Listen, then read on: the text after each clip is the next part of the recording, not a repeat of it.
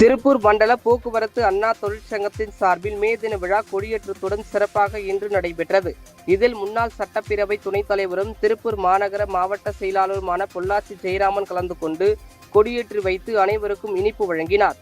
பின்னர் செய்தியாளர்களுக்கு பேட்டியளித்த அவர், வரும் 4ஆம் தேதி நடைபெறும் வாக்கு எண்ணிக்கையில் அதிமுக அதிகப்படியான இடங்களை கைப்பற்றும் என்றும், எடப்பாடி பழனிசாமி முதலமைச்சராக பதவியேற்பது உறுதி என்றும் கூறினார்.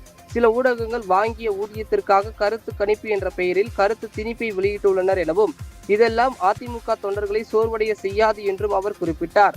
எடப்பாடி பழனிசாமி தலைமையில் நல்லாட்சி அமையும் எனவும், நாசகார ஆட்சி வீட்டுக்கு அனுப்பப்படும் என்றும் பொள்ளாச்சி ஜெயராமன் தெரிவித்தார்.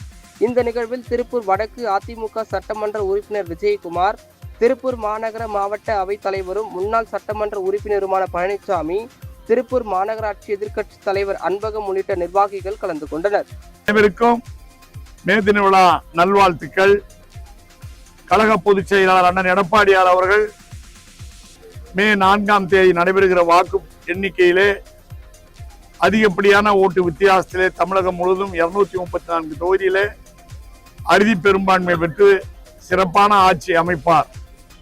கருத்து கணிப்பு என்கிற பெயரிலே சில ஊடகங்கள் தாங்கள் வாங்கிய ஊதியத்திற்காக கருத்து திணிப்பை வெளியிட்டிருக்கின்றன. அதுவெல்லாம் அதிமுக தொண்டர்களை சோர்வடைய செய்யாது. நிச்சயமாக களத்திலே நாங்கள் தான் நிற்கிறோம், நாங்கள் தான் வெற்றி பெறுகிறோம்.